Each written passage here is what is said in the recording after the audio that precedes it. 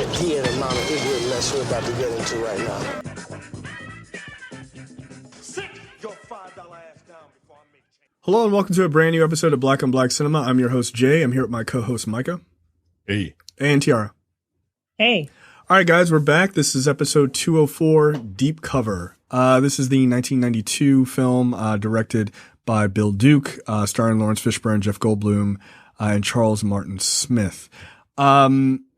This is about a man who is a cop who ends up going undercover, deep undercover, in Los Angeles to expose some major drug dealers and try to sort of take down this drug ring. I'll start with Micah. What did you think of this movie? What were your thoughts? I enjoyed it. This is one of those things where it's we've seen this story many, many times of, undercover cop goes in deep, but how deep? Is it too deep? And right. Does he switch allegiances and stuff like that? And so it's a story that I've seen before, but I haven't seen it with these particular actors, and I think it was pretty good. It had a very old school noir feel to it, and which I appreciated. I appreciated. It could have been really cheesy, especially with the voiceover.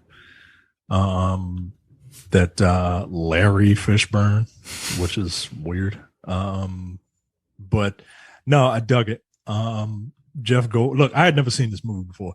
Jeff Goldblum in this movie was playing a character I've never seen him play before. Of an antagonist, right? And it was.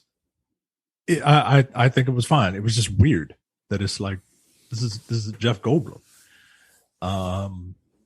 But it felt like a 90s movie. And I don't say that in a negative way. Yeah, I dug it. It was good. I enjoyed it. Okay. Tiara? Yeah. Micah pretty much said a lot of the things I was going to say, which is Jeff Goldblum. I had to kind of cover my ears a little bit from some of the things he was saying and some of the crass lines he had. Jeff Goldblum said the N-word, yo. What the fuck? Yeah, I'm like he's up here fetishizing black chicks. Oh my god! I had to turn off. Hey, the long way from Jurassic Park. Right. Yeah, and this was a year before Jurassic Park came out. 2 years. Yeah, actually maybe not that far away from Jurassic Park. Also a little weird seeing such a young Laurence Fishburne. Yeah, guy, get it out of the way. Go ahead. I just thought he was pretty handsome. Yeah, all right. That's all I gotta say. All right. We are not a show that sits and objectifies actors in these movies. That is disrespectful, and we will not stand for it. I know you're the newest member of the show, but we have a precedent here. And I like how you must be talking to the first time listeners of the show. Don't worry. When we get to Betty's super fine ass, I will be. She was so fine, dude. Oh my god. She also has Parkinson's. I didn't know that. Which is okay. Why she retired from acting. That's really sad. But she looks great today. No, the movie was fine. It's a good Sunday afternoon movie. It's very 90s, but like Micah said, not in a bad way. Yeah, it's cool. Okay. Look, I hadn't seen this before. It was on my list of movies to watch. Cause I am a Bill Duke fan. I think he has a lot to say, as a director, not just as a crazy person in Predator, which he was also great in. But I really enjoyed this. I enjoyed it a lot. I tried to watch it the first time, for the show, and I just started watching it at night, and then I fell asleep, and I woke up. I was like, what the fuck is going on in this movie? I was super confused. And so I went back the next day and watched it. I loved it. I thought it was really great. It's a good, film noir sort of, 90s film. I think Laurence Fishburne is good. Some of the voiceover is it's a little cheesy and a little too 90s poetry type of oh, you gotta snap at the end type of shit. But the soundtrack is still pretty good. it's kind of cool seeing Jeff Goldblum go from like a bumbling kind of dope in the drug game to being like a stone cold psycho by the end, for the most part. And I liked Fishburne's turn as like this naive cop into what he became by the end, which was like it was kind of a cool character arc for both of them. But yeah, I dug it, and I like this sort of the back and forth and all the like intricate plotting and stuff like that. Like I enjoy things like that, so I dug it. And I thought it had some things to say, which I appreciated. Sort of about the American crime system and everything else. So we'll talk about all of that, but overall, I really dug it. I thought it was fun. All right, so let's get into it. The film opens in Cleveland, Christmas of 1972, with Russell Stevens Jr., who is the young Laurence Fishburne's character, is the son of a drug-addicted alcoholic father, who tries to just like played by Alan Turing, by the way, who decides like Glenn Turing. Oh, excuse me, Glenn Turing. Thank you. And he's like, look, you know what you want for Christmas? He's like, I don't know. He's like, you gotta know what you want. And so he's like, all right, I'm just gonna go in this store. I'll be right back. And then he just goes in there and tries to rob the place. And not even a like stick up. He just shot the guy inside. Like, Yeah. okay. And just, steals from him. But as he's running out and he's like, he's got the money. He's like, see, like, that's what life is about, like getting this money. And his father tells him like, don't ever do drugs. Cause, Right. I'm doing drugs. I just should have fucked you up. Don't do it. But he comes back and he's like, see. And then the guy he shot hadn't died and comes out with a shotgun and shoots him in the back, killing him, in front of his son. And this is sort of the setup of the, like, this is why he doesn't drink. This is why he doesn't do drugs. This is why he's like a real straight and narrow kind of guy. Because he didn't want to end up like his father. Like most of us, and like, which is really kind of sad and a terrible commentary. But his father's death is a huge moment for him. Then we fast forward 20 years in the future to a guy who is just what I would assume is a racist. He's I can't imagine. I can't imagine sitting down in a job interview and somebody says that shit. I would have reacted like the second guy reacted.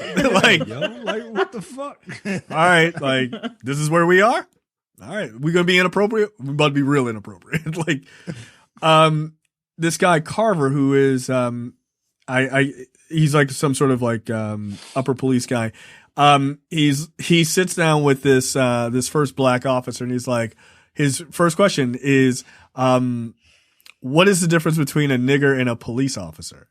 No, he said, what's the difference between a black man? Oh, nigger and a black man. I'm sorry. And the one guy is like, I don't know. Clifton Powell. Yeah, Clifton Powell. Yeah. Which, by the way, that's poor casting because Clifton Powell should have been the second guy.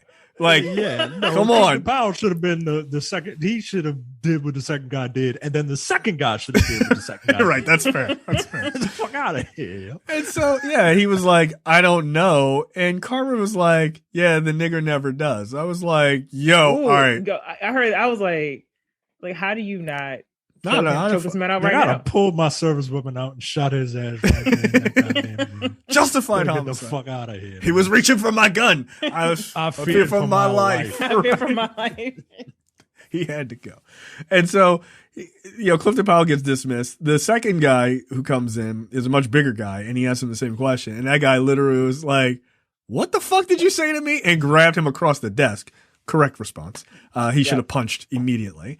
And then the third person is Laurence Fishburne, whose response I thought was pretty great. And he's like, only a nigger would answer that question. So shit like that. I was like, all right, fair enough. I still beat his ass though. Like, nah, you gotta fight that guy. So it kind of fast forwards like through their conversation. And by the way, it's really weird to see Laurence Fishburne this young without any facial hair. It is disturbing. Laurence Fishburne, you need facial hair, bro. Yeah, it's yes. Yeah, I like get rid of that widow's peak. Yeah, I don't. I know I can't talk about people's hairlines, but come on, man. Come on. What are you doing? No, he looks like he's auditioning to play a robot in this scene. Like, I don't like, is the job being a human robot, like a human robot hybrid? Like, cool, I got it. So he's like, look, man, all of your, your qualities when we did your test are like a criminal. It's like, if you take this deep cover job, like, all of your shitty qualities as a human being will become virtues because you're nothing but a fucking criminal is basically the implication. Right. And so he's like, look, we'll set you up and, make sure you're okay. Your number one job is to not blow your cover. And so, he takes the job, he takes the assignment, and he goes undercover as a guy named John Hull.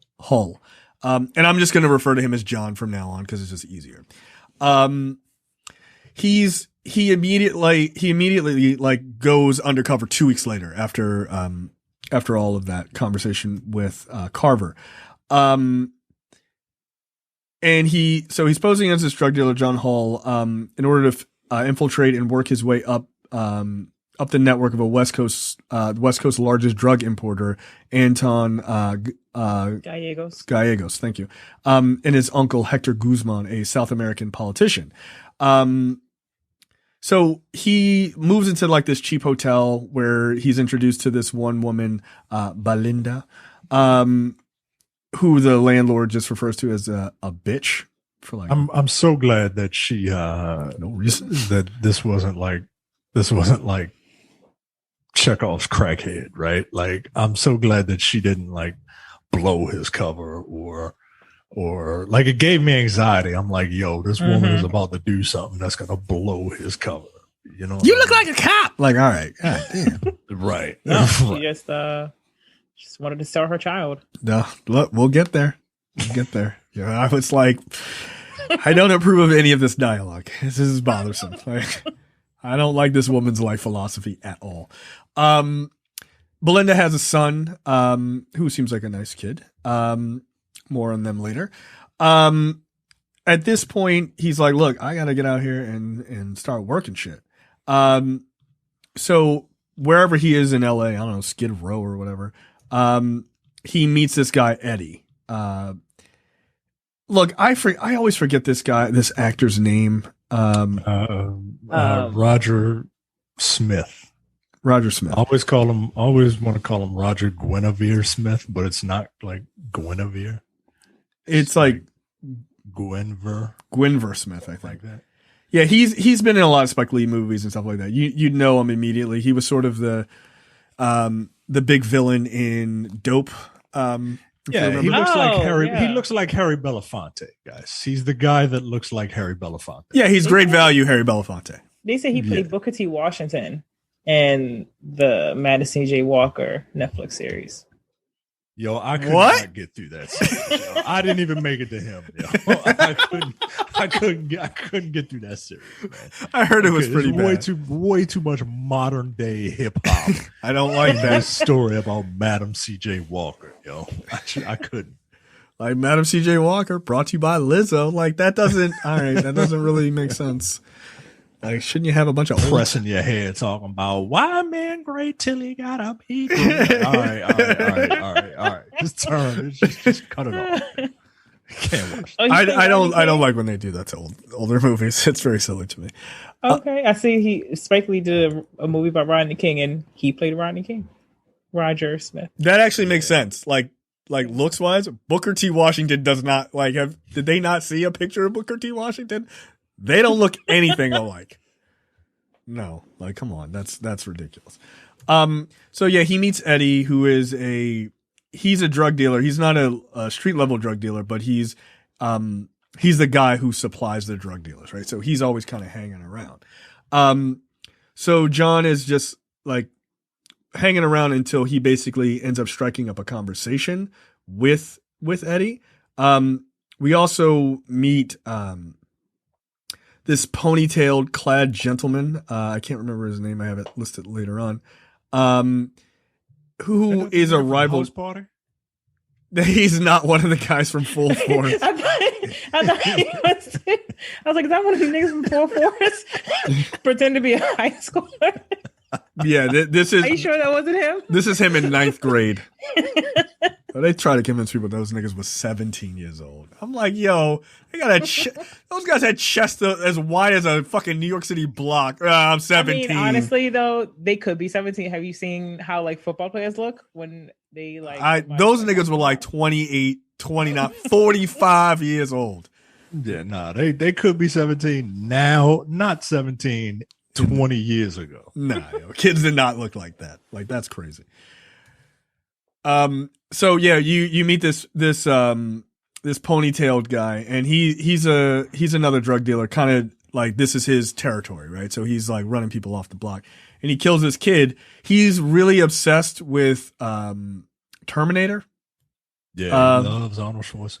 So he keeps quoting as he shoots this one kid in the back. He says, "Hasta la vista, baby." You ever seen that movie? Yeah. We've seen it. We've seen it. You big fucking dork. Yeah, he's like, he leaves those murder scenes and goes right back to the theater like Tiara to go see a movie 7 times for no goddamn logical reason. I don't do that anymore.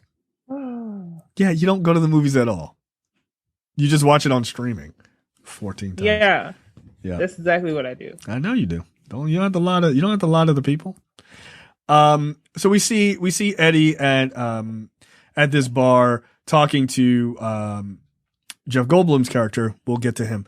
And he's like he's annoying. Like he's a really annoying person.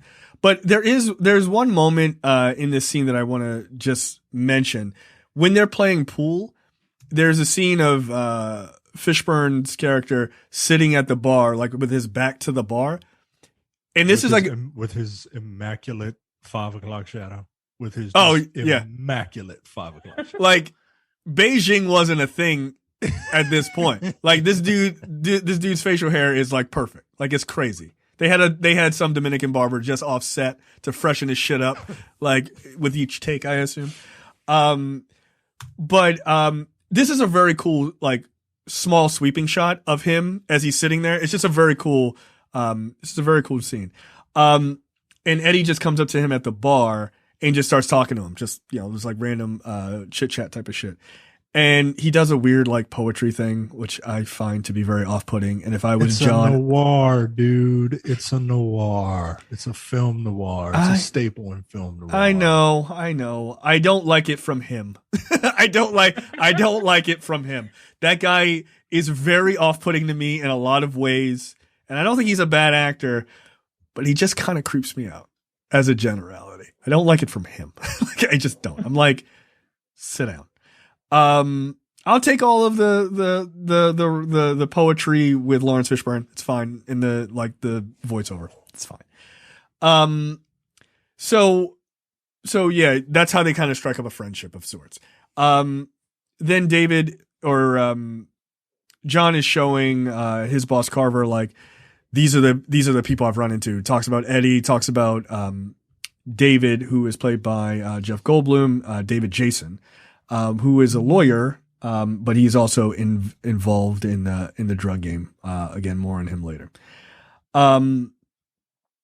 So at this point, we see Jeff Goldblum at home, being very subtly a piece of shit to his own daughter, and more so to his wife, who just doesn't seem to fucking get it. Shut up, I'm working over here.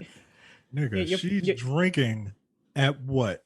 8:30 in the morning? Yo, she's drinking they both are. They both have a glass of wine. God damn. No, I don't think it's like, morning, is it?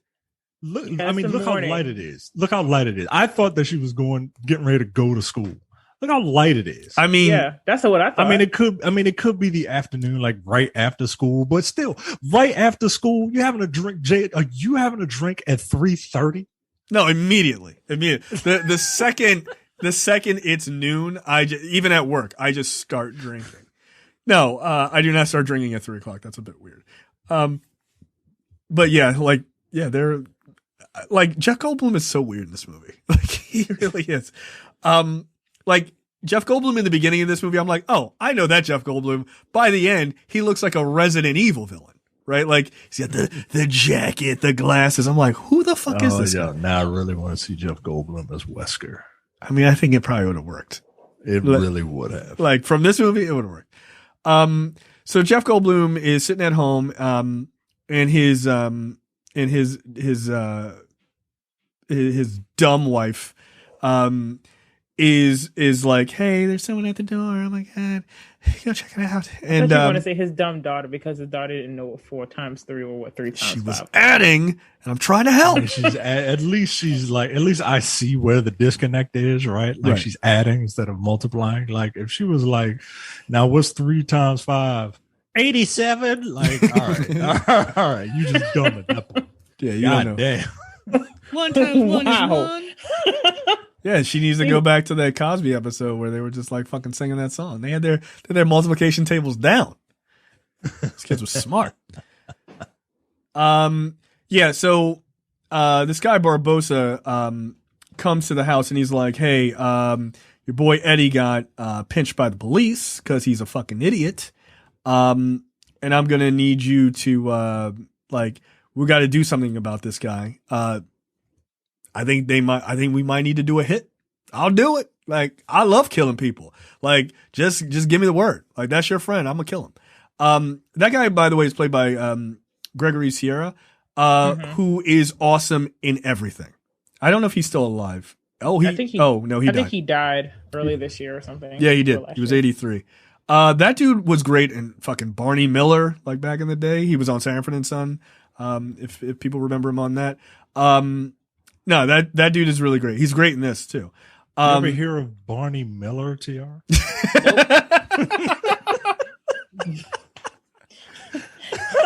Stop making fun of me because I'm a young. No, I think he's making fun of me because we are old. Like how many of you people listening know what the fuck Barney? Nope. Barney Miller. I liked Barney Miller. It was a good. I did show. too. I used to watch Barney Miller. Can y'all explain for the audience what you people are talking about? So back in the day, you could watch a show about police and not feel depressed and horrified about your own misgivings. Yes, Barney Miller was a situational comedy that took place in a police station with a cast of characters. What about Sanford and Son? You've at least heard of Sanford and Son. Yeah, my grandfather used to watch all the time. My grandfather, yo, come on, you all right? He used to go to his house and just sit with him and watch it. In the old folks' home? Is that where you watched it?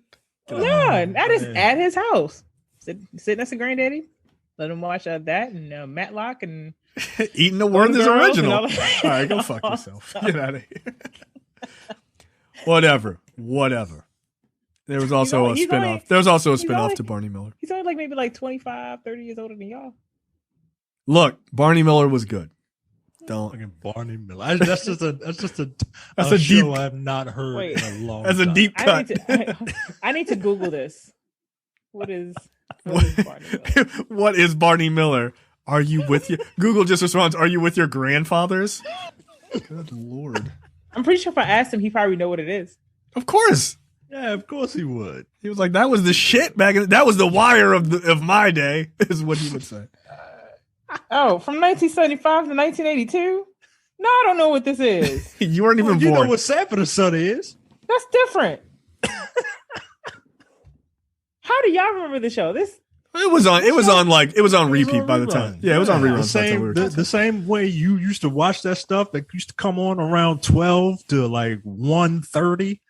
Like, yeah, we used to watch this shit. Barney Miller was fun. Get out of here. Probably never heard of Saint Elsewhere either, which is sad. I don't know what that is. That's where Denzel got his start. You ever heard of Northern Exposure? Nope. Wow. All right. No, we're not going to do this. We're not going to do this. We do this shit with Carrie, and Carrie's never heard of shows from 1993 and before. It's insane. You young people get on my goddamn nerves. Only 10 years apart. Nah, yo, it's not 10. It's literally 10, but figuratively it's 100 years. It's 100-year gap. You don't know what Barney Miller is. Step your game up. You search for that on Hulu when this show is over. I don't think I'll be doing that. No, but that's I'm- okay. That's all right. I did want to rewatch MASH at some point. Wow, that's mad old. All right, yo. All right. Yo. I'm gonna mute you. Yo. Like, I'm upset with you now. So Barbosa comes to the house and he's like, "Hey, look, I'm happy to kill Eddie. Like, he hasn't dimed us out yet, but he might, and he probably is, and he's gonna dime your ass out first, and then he's gonna dime us out, and so why don't we just kill him?" And so just at that moment, Eddie happens to call, and Jeff Goldblum's wife brings him the phone, and he's like, "Hey, how about you not say anything about us? Just shut your fucking mouth, and I'll come meet you." And so next you see Jeff Goldblum teasing a man in a boxing gym, weirdly, and he comes in and they meet. Eddie introduces John to David, and he's like, "Look, you're one of my big customers. I want to meet you." And so they're basically trying to figure out, like, is John on the level? And David immediately goes, "Nah, this guy's a cop. Fuck this guy." Just walks out. And so Eddie's like, all right, like, I'll fix it. I'll try to make it right. And so then he eventually convinces David that John is not a cop, and he tries to sell him some more drugs. Before that happens, we see John go back to his apartment. He sees Belinda, and she's talking about how she's got kicked off of unemployment because it's somebody else's fault. It's probably the crack's fault, I guess.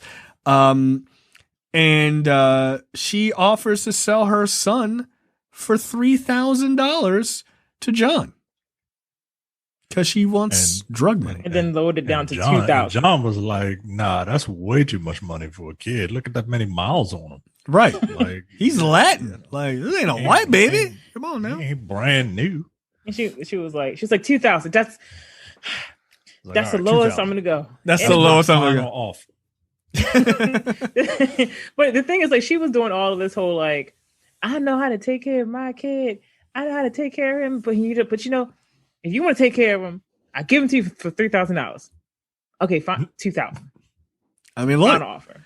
look, crackhead's got moves to make. Like, she ain't got no time. Like her acting here is actually pretty decent because she goes from, like, belligerent and screaming to, like, "I'll suck your dick for a cheeseburger" type of shit, like, real fast. Because she's like, I could be your lady. Yeah, I know how to treat you real good. I'm like, weren't you just trying to sell a kid 4 seconds ago? Like, relax.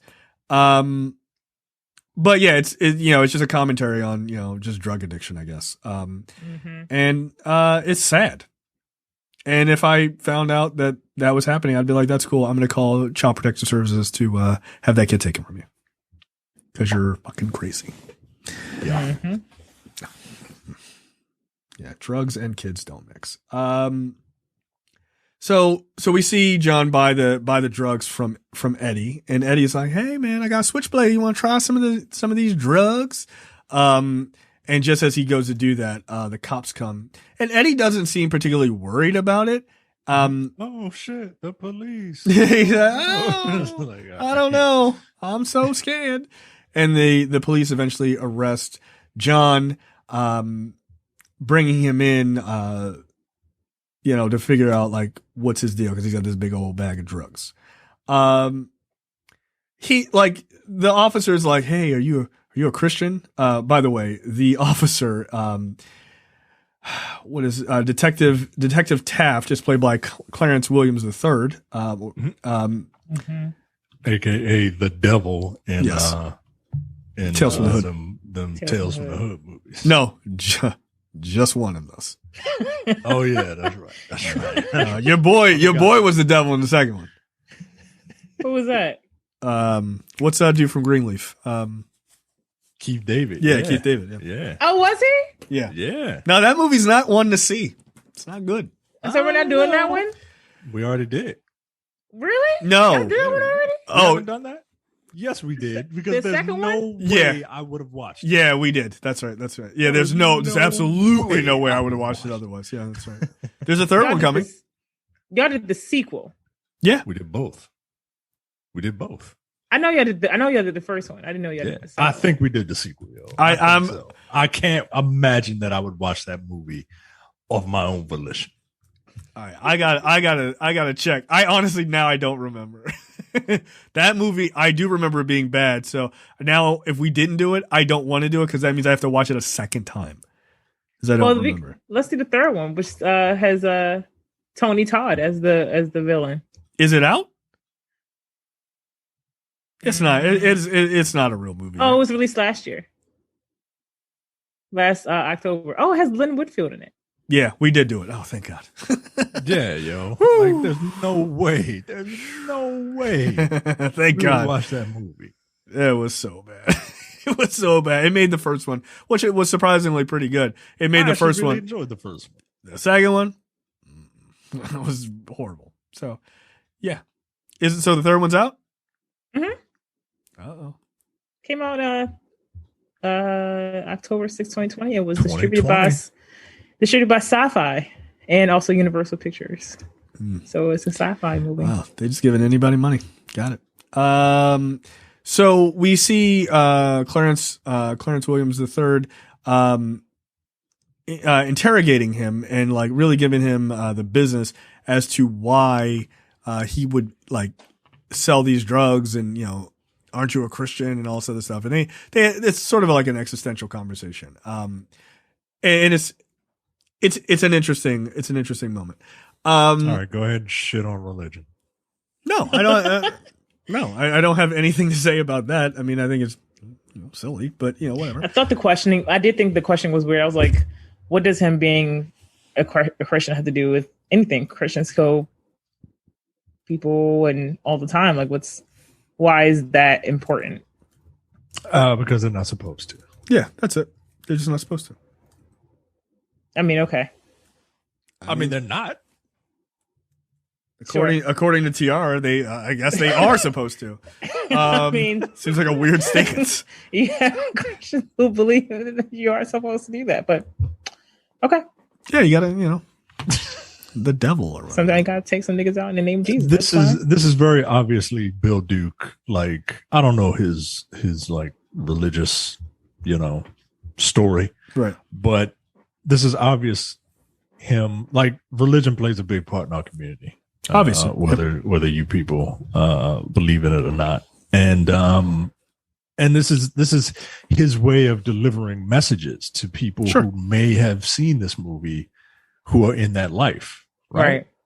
You know what I mean? Like, that's all this is. I mean, look, I'm not even mad at I'm not like take the religious side out of it, like the idea of poisoning your own people for profit is an argument I think that should work against drug use. Like if you're a black person. There's a reason he pulls out that picture of a little black baby. Yeah, these are my African American children. His children, not grandchildren, but his children, who are in danger from people like John. Right. In his I bet he would raise them to be a good father so that they could have seen reruns of Barney Miller like a proper black child. And he also says, like, and I would do anything to protect my babies.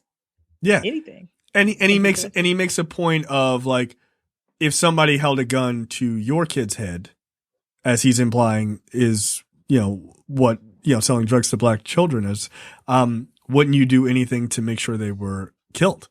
Look, agreed. Yeah, agreed. You live in dangerous Baltimore City. I do not.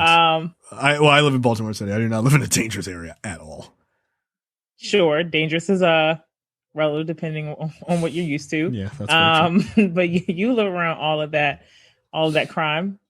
Oh, do I? With you? I live around. Yeah, you've been to my house. I do not. I mean, no, he doesn't. You live right up the street from a guy who burned his business down. That's arson. No, that's funny. That's funny. I'm not going to say that online. That's funny. He definitely fucking did. He absolutely did. Oh, I don't know what happened. All right. Hey, nigga, yes, you did. They have a lovely rooftop situation now. Yeah. Yeah. Oh, I bet they do now.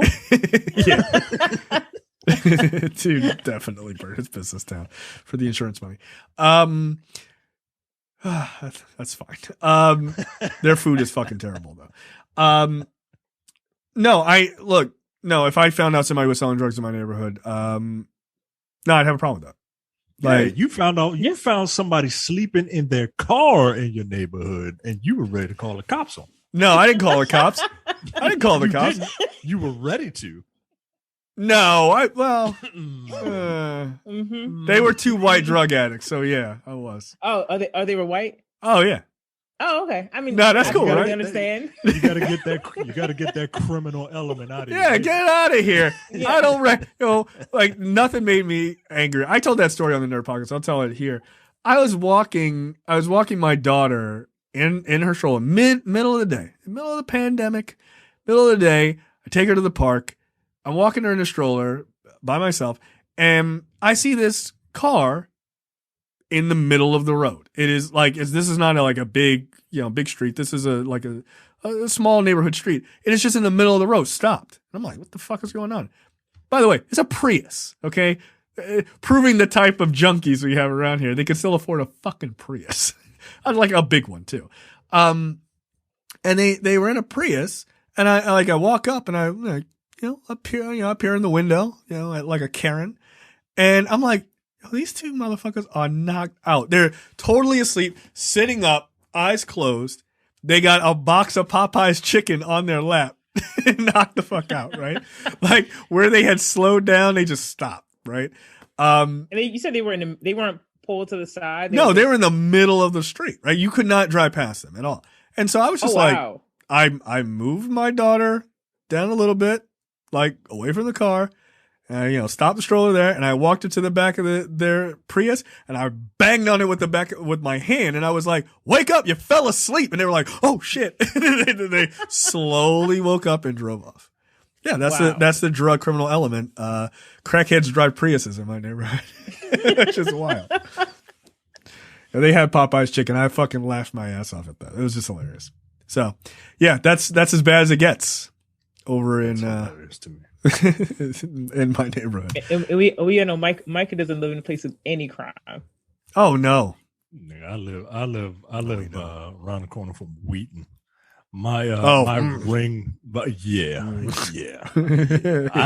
My Ring app tells me all I need to know about the crime within a 5-mile radius of my area. Nah. See, Micah's meanwhile, you living in La La Land. I don't live in La La Land. Getting high off the fumes from all trees. I have the Reddit app ready to tell me about all the crime and it never goes off. It never does a push notification. There's always. I was at somebody's chicken in their backyard got loose. Oh, can you help? Get out of here. So I did go by a certain chicken spot yesterday. And there was someone with the Raiders Courtney Upshaw jersey. Courtney Upshaw, who was drafted by the Ravens, but ended up being a bust. And he had an ankle bracelet on. Oh, shit. And it was clearly there was something wrong with him. But he came there's clearly something wrong. Was he not rich enough to be there? He looked like he was unwell. He came in, asked for some free food, and they told him no. And then he left, came back 2 seconds later, and he went straight to the back. Just open up the back as he would work there. Open up the chicken thing where they have like rotating or whatever. Took out a couple of pieces of chicken, biscuit, and some napkins. And he had to push him out. And did he keep the chicken? Huh? Did he keep the food? Yeah. Nah, he won. Saw him. He won. And then good man. Then I drove by him again. I saw him going inside the subway, which was like he tried to get him Thanksgiving dinner. All right. And I was just like I remember standing. I was like, did anyone else just see that? And it was just me and one other lady. And so I was just like, can I get my food? Because this man may have a weapon. I paid Not doubt. He don't have no weapon, yo. He's just going into white people's establishments and just using racism and intimidation to just steal a whole chicken off the rack. Good for him. San Jose, so it's definitely like Hispanic. Yeah. So, and then he looked Hispanic too. So. Oh, he was Hispanic. He wasn't black. Oh, I thought he was using. I thought he was using like white people's racism against them. Like that's what you do. Like, give me that chicken. They'd be like, oh shit, here you go. No, he went and just took a piece and then ate it as he was being pushed out. Yeah, you can't take it from him. Like that might have a disease on it. Like you gotta take that chicken and go. Nah, that's a genius move. I respect it. So John ends up in court. Carver is there watching. So is Detective Taft. And when he's sitting there, all of a sudden, someone comes and sit next to him. It's David Jason, played by Jeff Goldblum, who's like, "Hey, I'm your lawyer," and he's like, "The fuck you are?" And he's like, "Look, I'm doing this pro bono. You want a chiclet? Like, not a big deal. Don't worry about it. We got this." The case starts. He interrupts John, who is pleading, I guess, not guilty, and he's like, "Yeah, this drug was baby laxative. It wasn't really cocaine. So we can let you off for that. Like, you can let my client off for that." And they do. By the way, that's not how the real world works. Like, if you get caught with like fake drugs, that's intent to sell. Like, that's still a crime. They don't do, "Oh, well, don't worry about it. It was baby laxative." The crime wasn't done, Jay. I mean, he didn't sell the drugs, so he bought the drugs. What's the problem?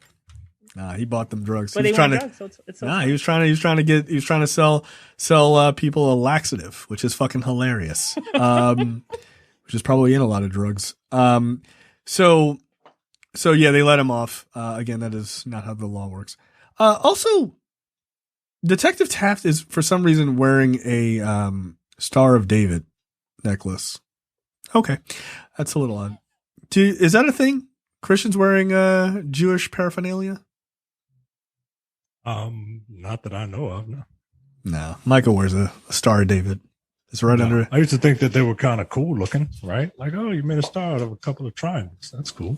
Yeah, but that's where it ended for you. I don't know what it meant.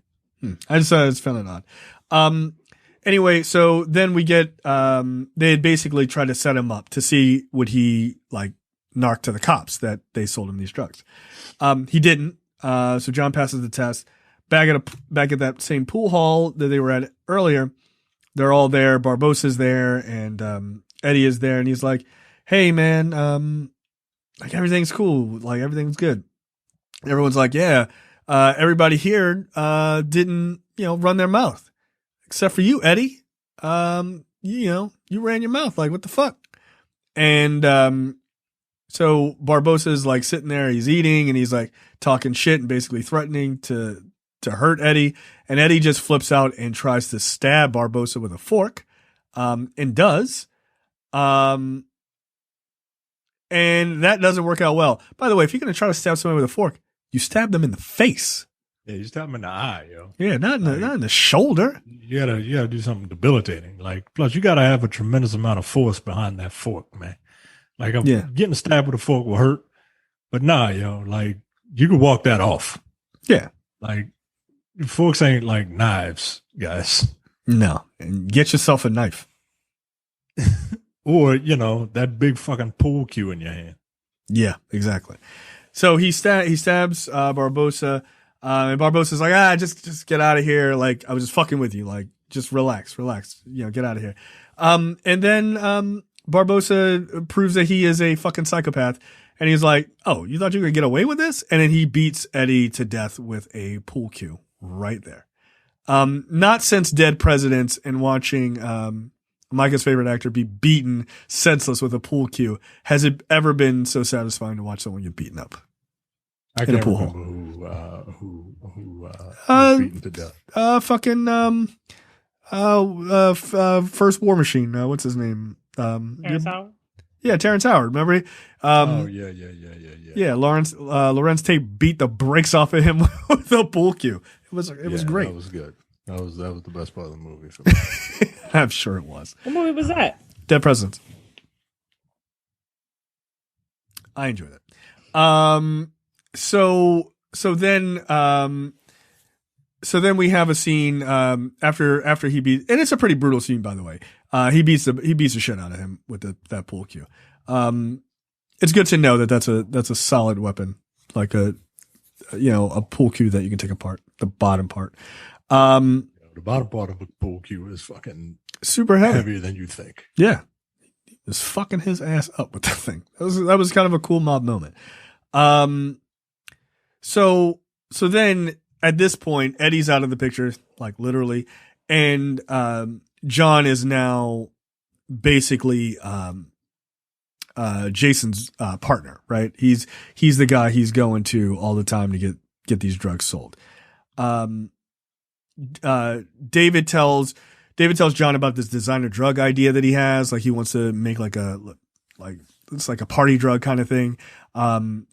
And he's like, all right, that's cool. Like whatever, like, but let's sell this cocaine because this shit is working. And he tries to take all the cocaine he gets from David to the DEA, and he's like, all right, cool, give me the money. So it looks like I sold it. Like, make this happen. And they're like, yeah, we can't cover that.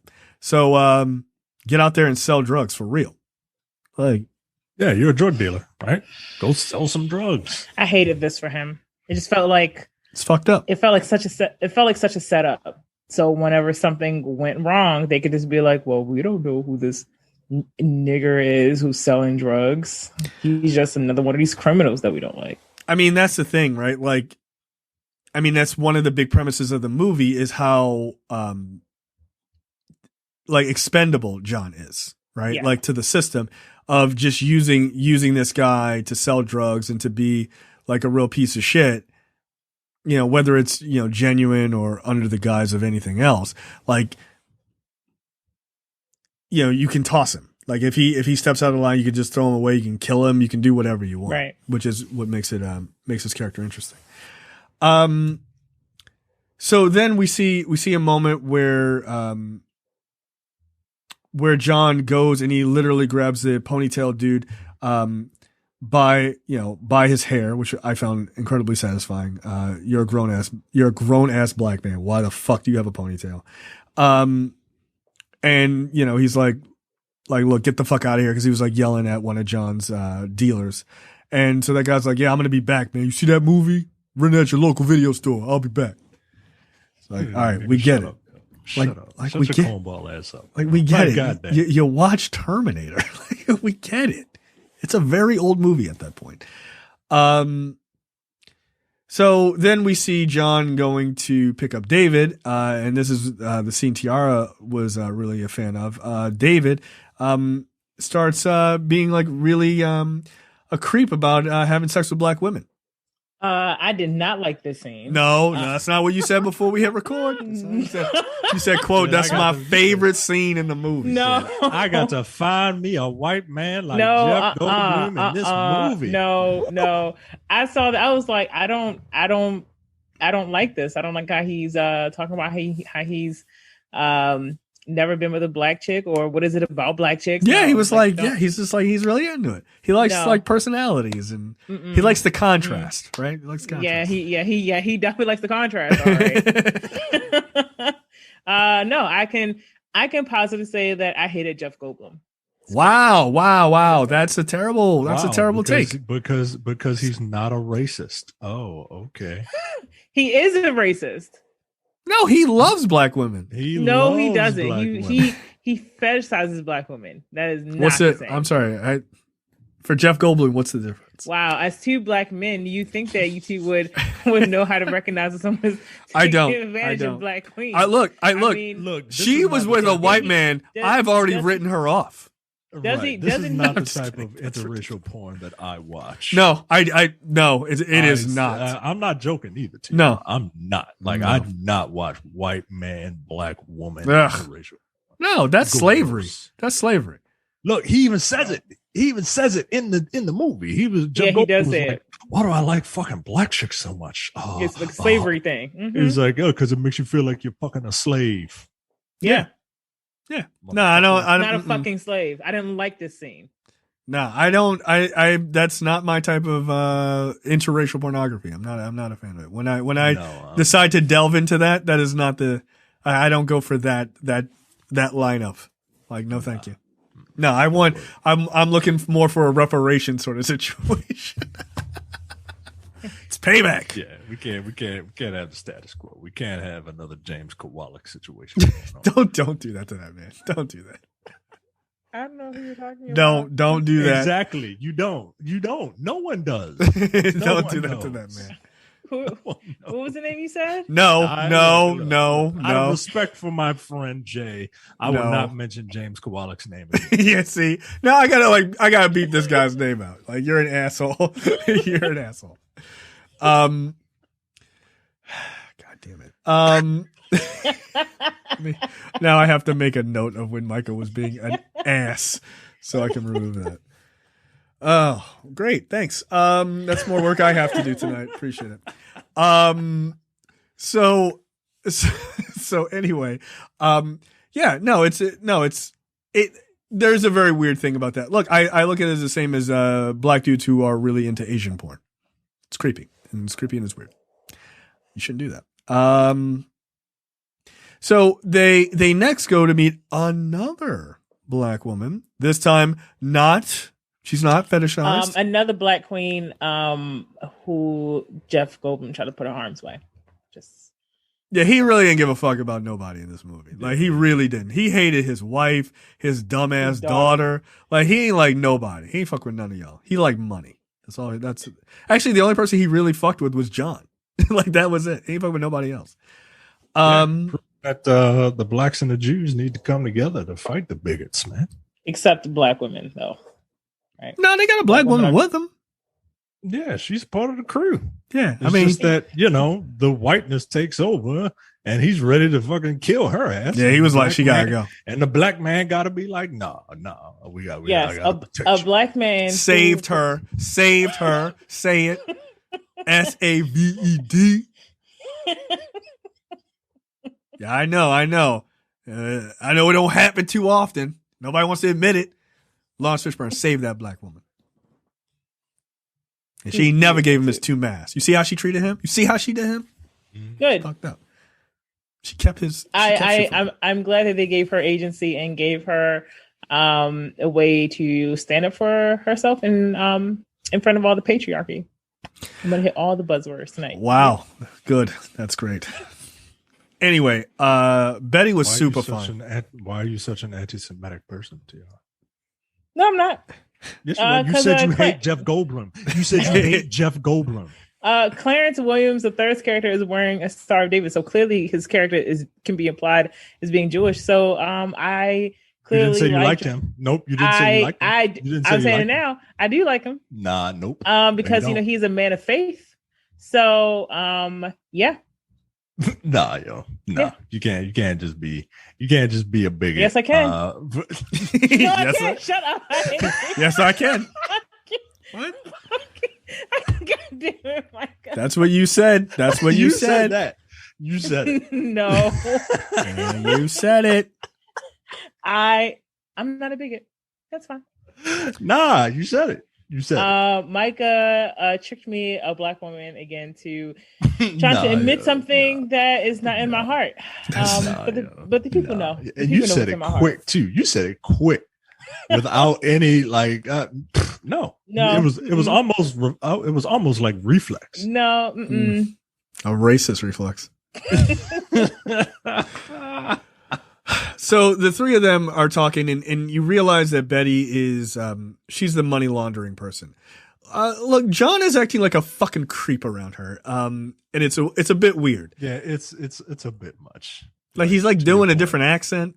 Like, at one point, yeah, he does like a Jamaican accent, which I'm sure Tiara was like really cool with, because she loves when people who are not Jamaican do a Jamaican accent. That's like one of her things. No, I don't. Yep. No, I don't. I don't like when they do fake Jamaican accents. I don't like when they clearly downplay an obvious deadly virus. I don't like when they come up with stupid rap videos and their stupid ass patois. That's completely fake. No, I don't like it. I don't like any of that. Whatever. It's not a real language. Yes, Nah, you're supposed to be one of us. nah, yo, y'all kicked me out. Nah, fuck y'all. This is true. I don't fuck with y'all like that no more. I need another small axe to bring me back in. So yeah, they meet, and it's clear that John has a thing for Betty, but like a kindergartner, he does not know how to express that properly. But again, she's the money person. Then they decide that ponytail haired guy needs to go. Right? He killed one of his low level drug dealers. That woman, he literally drove up and shot that woman in the side of the head. Of course, once again, quoting Arnold Schwarzenegger in the process. Very weird. And so they realize, like, all right, this guy's got to go. We got to kill him. We can't get Barbosa to kill him. The only person who can kill him is one of us. And the only person of the two of them who can do it is John, right? Just as an aside, if you're at the club and you're wearing a long sleeve button up shirt and you're sweating as profusely as Ponytail Hair Man is, just go home. Like, just go home. But I guess you could just be out there, like Deacon is in these LA streets, just chest naked, like Laurence Fishburne shows up in this club, which is wildly unacceptable. That he's got a plunging V-neck on. Is it unacceptable though? Is it? For me. Pull your shirt up. You look ridiculous. If you look like him, would you change? Like, no, I wouldn't even wear a shirt. Fuck out of here. Yeah, I was about to say.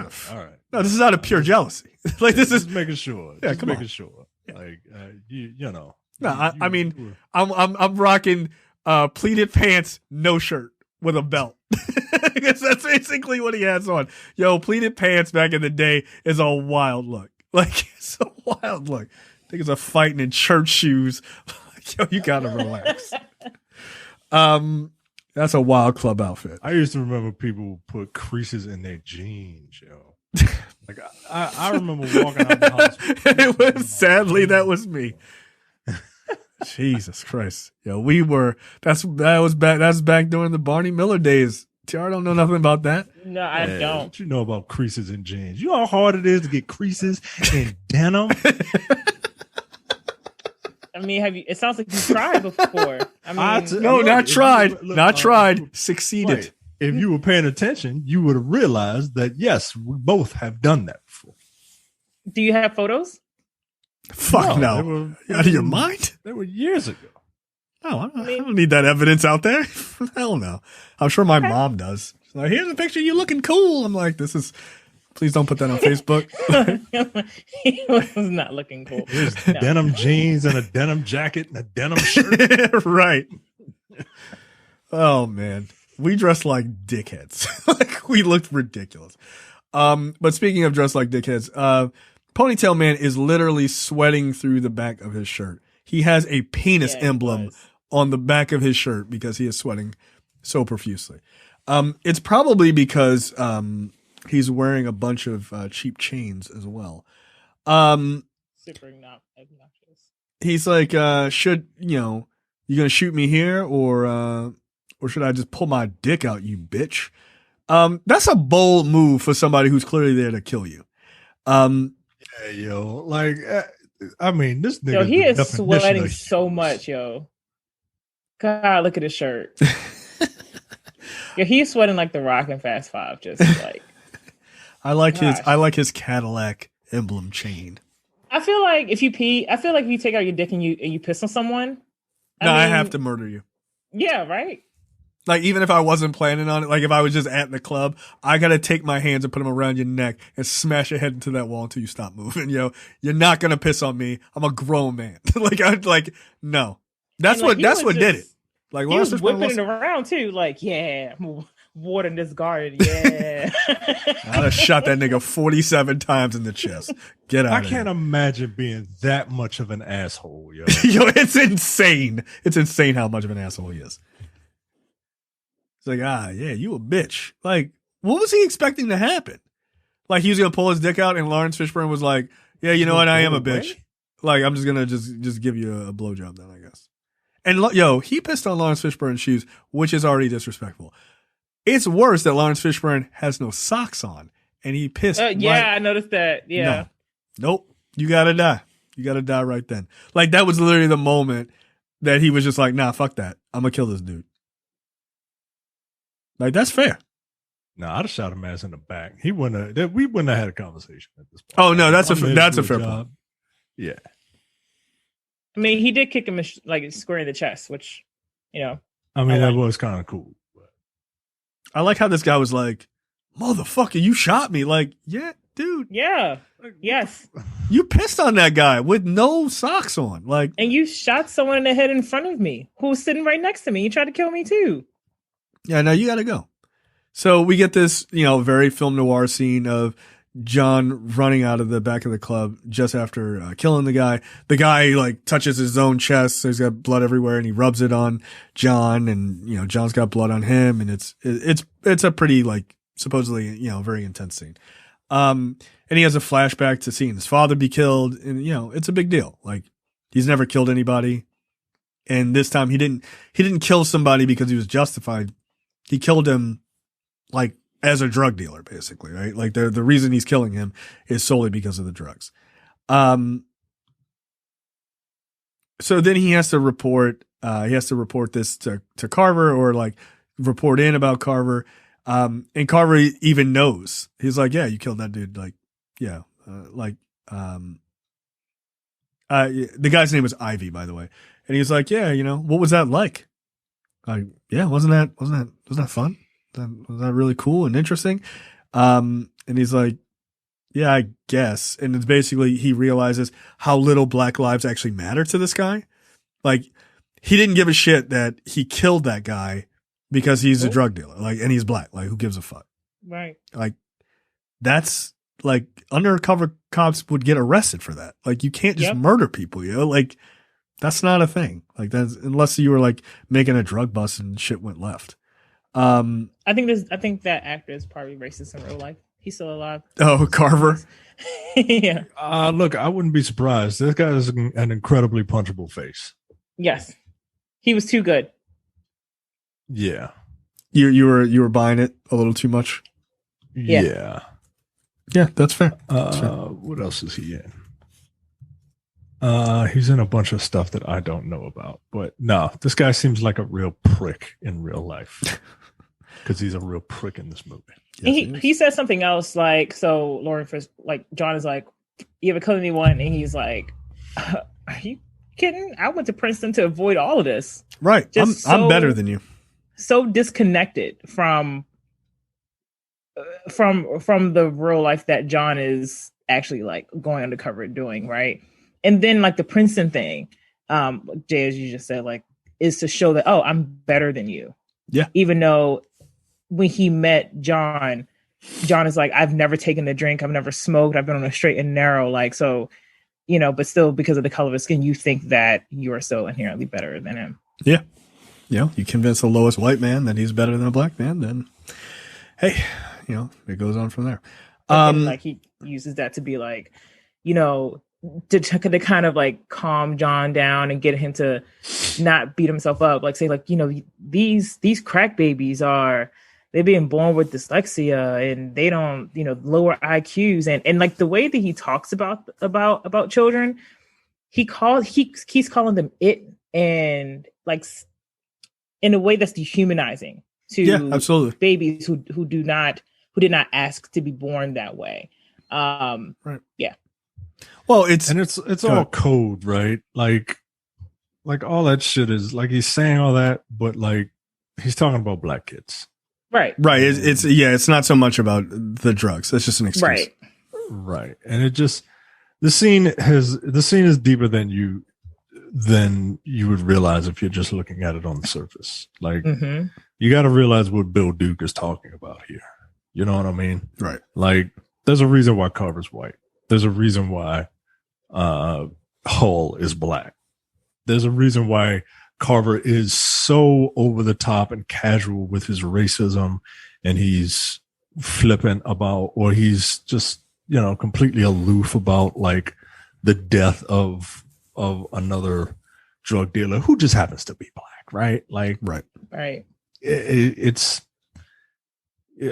We see you, right? We see you, and it makes you wonder, like for black cops in particular, like John, who at least believe that they become cops because they really want to help the community, who hear the things that Carver said to them and are like, well, yeah, this is why I'm here. He's right. I am here to prevent these drug dealers from turning black kids into quote unquote crack babies or lead babies or children left behind, or because it feels like John had to really psych himself up to just keep going with the operation. Makes you wonder how many other black officers had to feel the same way or had to try to like do the mental gymnastics to keep doing what they're doing.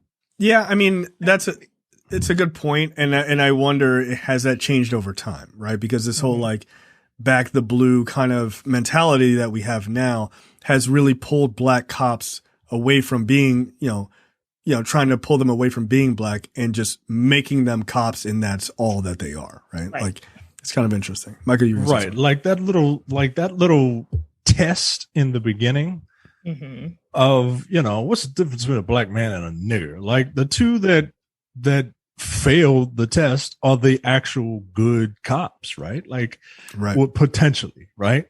Like I like that in this movie that, this guy who was, never had a drink, never did drugs, on the straight and narrow and all that. He just wants to do good and all that. But even says in the beginning of the movie, like, nah, your psych profile shows that you're a fucking lunatic, and I need somebody like you because I can mold you. I can make you do what I want.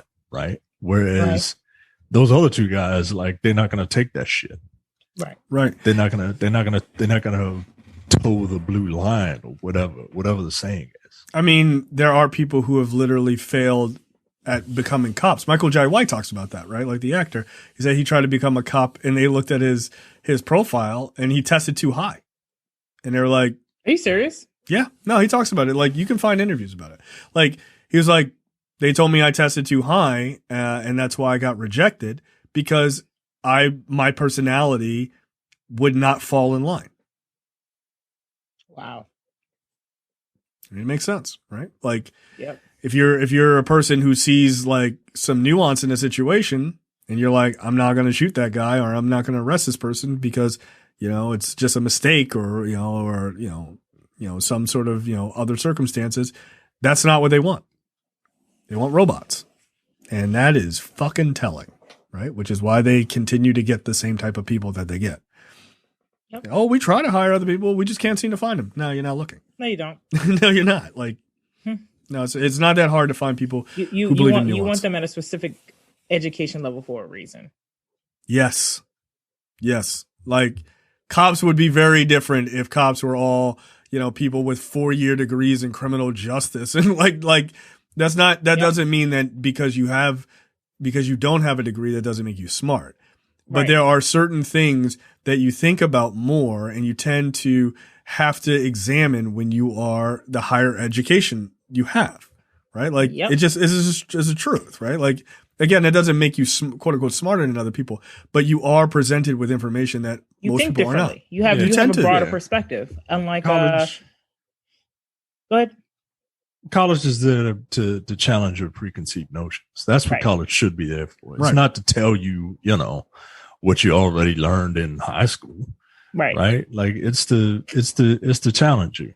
And, it's a certain level of education that it's a certain way of thinking that you don't get that you might not get if you don't experience it. Right. It's not a guarantee. I'm glad you made that distinction. It certainly isn't. There are a ton of brilliant people who are incredibly successful who are just like, college ain't for me. Right. And there's a lot of people with college degrees who are dumb as a box of rocks. Like, it's like, so yeah, it's not a definitive thing, but it's less about those people and more about what college is designed to do. And it is designed, especially when you get past undergrad, and like when you're in your master's or your doctorate programs, those are designed to change your way of how you see the world. Like it is, if it is a good program, that's what it's supposed to do. I know a few boys I went to middle school with and who I knew throughout high school, white dudes, who did not. I think they did maybe like a year or half a year, like CCBC or something. That's a community college for non-local people. Yeah. Community college in Baltimore County. From the Dundalk area, dropped out, became cops, and they are hardcore. At least when I was on Facebook, they are hardcore thin blue liners and thin red liners now, and they all share the same. It's the same thought process that you see with a lot of other law enforcement, just like them. Fortunately, thin red liners. Yeah, have you seen the flags where it's like the thin red line or the thin red line? Firefighters. Mm-hmm. The thin red line. Yeah, Are they setting buildings with black people on fire? Like what? No, dude. Nobody hates firefighters, yo. Right. Nobody hates firefighters. Come on, man. Like, they have the flag now where it's like half blue, half red, or it's all red. Yo, but who? All right, I don't get it. Nobody hates firefighters. Nobody. Literally nobody. You know why? Because they do their job. That's why. Yeah. Nobody ever made a song called "Fuck the Firefighters," yo. No, like they just like my house is on fire. They be like, "We got it." Like we're here. Yeah. Like right. They're not save my kids. All right. They're not gonna not. All right. All right. But like, no. All right. No. That's not a thing. It's not a thing. No, don't put that on a flag. No, it's not a thing. It's not a thing. They made it one. What about fallen firefighters? Yeah, no, we know it's fucking horrible. Like I've known firefighters. You should be talking to about it. It's definitely another group who clearly does not think that your lives matter at all. Yeah, like no one hates firefighters. You don't need a flag. You don't need a flag. That's dumb. It is. I'm making the thin green line. Fuck that. It's for IT guys. Like what? No, shut up. People do hate some of us. That's true. Actually, it's just. I mean, for me, like it just. It's further proof by like how expendable we are to them. That the things that are optional to them. It's a job. Yeah, it's a job. That's it. Blue lives matter. No, they don't. Red lives matter. Like they don't. Those are jobs. Those are jobs. You could just be like, I don't want to work here no more, and then just leave and just start, working at Pick and Save or whatever. I don't know. Like you don't have to work there. Like shut up. That's what blue is not a race, guys. No, it's not a race. It's not. Blue is not a race. You know how hard it is to be a cop? I don't. Quit. If you don't want to be there. I'm sure it's very different. Yeah. If you don't want to be there, quit. Right. Quit. It's really hard being a firefighter. I'm sure it is. I ain't going. Quit. Then quit. If it's so hard, then quit. Well, I want to quit. Then why are you bitching to me? Why are you bitching to me? Because every time you say Black Lives Matter, it makes me feel worse about myself. It's like, well, I can't quit being like being black is not like a job to me. It's just that's a job. I am. I mean, it's a job. Like it feels like a job sometimes. You get paid? No, that's the fucking problem. Nobody wants to be a volunteer. What's your fucking burden and stress? How much you get paid? Diabetes. That's what you get. Like, oh, come on. Health disparities, which encompass things like diabetes and hypertension and other things, not just diabetes. Just saying. I'm just saying. Our people, we suffer. Health disparities that impact us disproportionately to white people. Yes. Don't try to get your message out. Look what industry she work in. All right, so to the people you going to that retreat. Hey, you say that shit for them. John goes to see Betty. Basically, look, girl, you know I love you. Like, stop playing around. And she's like, you're right, I get it. And he's like, look, I'm looking out for you. And then they sleep together because, whatever. Of course. They're two attractive people. That's what you do in a movie. I wrote in my notes, David is such a fucking weirdo. Because he has this whole conversation about sometime a woman has a discharge. And I was like, all right, David, like, just so they said something. relax. That's his own line. They ain't write that shit down. Yeah, that's a Jeff Goldblum ass turn of phrase, man. Yeah, it was those jokes. So I was like, can he stop? I don't like. Some women have a discharge. It's a liquid. Like, all right. Is that the brown shower moment? Because yes. I was like, what is? I didn't look it up. I just assumed what it was, and the image I got in my mind was not a pretty one. So, yeah. I'm not Googling it. I don't want to know. I don't remember if this scene has happened yet, but there is a funny scene between John and David where David's like, have you ever done anything kinky? Have you ever been with two women at the same time? He was like, yeah, your mother and your father. It's like, yeah. God damn. We passed that. That's a great response. He was like, oh, really? How was my dad? Was he really kinky? I'm like, yo, Jeff Goldblum, yo, you can't like go after him because he's a fucking creep on his own. Like, it's like, God damn it. He's just such a weirdo. So from there, like they're sitting around, they're sitting in John's new fancy pants apartment that Carver told him to get. And they're like, all right, let's go to dinner. We're going to dinner with Felix. And Felix is like, man, John, you're awesome. You're so great. And it's a weird dinner. There's like a stripper there for like no reason. She's got pasties on. Just odd. Look at these suits are fucking too goddamn big. They are, yo. Tailoring in the 90s was mad easy. Yeah, like it's like they bought every single one of these suits off the rack. Every single one of them. God damn. Nah, yo, you don't need to tailor nothing. You good. Just cuff them. Just cuff them at the bottom. I'm sorry. I just no, it's ridiculous. It's a thing you can't avoid in the 90s. Everybody. Donald Trump dresses like these guys, like in the modern era. Like, come on, man, just get your suit tailored, you dingus. And this one dude, the bald dude with the glasses, got a suit that looked like it was made out of somebody's curtains, man. Like, yeah, it's pretty bad. It looked like it was made out of my dad's shorts. You know what I mean? It's just fucking plaid. All the colors clash. It's not a look that I would go with personally. Yeah, man. This looks like Jesus. When I went to that wedding on that private island, there was a number of gentlemen dressed similar to this. Yes. It's not really a private island. Mm-hmm. Yeah, you heard that right. It's not really. I'm not rich. When I went to that grand party on that private island, how'd you get to that private island? Yo, you keep saying that I got there via helicopter. I did not. How'd you get there? By boat. Oh, okay. By boat. Oh, okay. You chartered a yacht to get to your private island. It was a support yacht. To have your big fancy party, your big Gatsby party on your private island, only accessible by boat to keep the commoners away. I mean, you're literally not allowed to drive a car on the island. Like, that's true.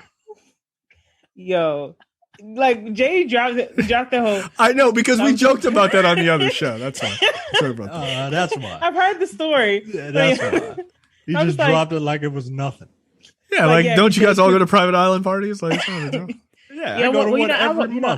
was at Obama's birthday bash at Martha's Vineyard the other day, and he just had a great menu. Were you guys there? Did you guys see that? Did he? Let me ask you something. Was that a birthday party on a private island only accessible via boat? No, it was in Chicago, that trash ass city. I flew by private plane. So I mean, I just assumed that's how everyone was. You call it a private plane? Wow, you must not have been on many of them. It's called a PJ. Like, no big deal. Oh, okay. I've never been on a private plane. Get out of here. No, I've never been on a private plane. I am poor. by Oh, comparison. okay. We don't need to tell us All right, on this all right, podcast. all right. Just yeah, I'm lying. Get out of here. Come on. Get out of here. Can you imagine? I love that there are people who they're like, no, I think Jay's really rich. I'm not. I'm not rich for like a rich person. I'm rich for a poor person. So during this dinner with Felix Barbosa, Felix just starts insulting David. And he's like calling him like a Jew boy and all this other shit. He's like, bitch, I was on Barney Miller. Like, don't This fuck shit was with me. unacceptable. Look, this is a very slap game was pissing me off. look. This is a very I actually have a personal story. I used to work with two guys who went and got drunk at a bar, and they played this game. And the one guy came back with his hands the size of fucking catcher's mitts. Like his hand had clearly some of the bones had been broken in his hand. They were playing this game to that point. I was like, why?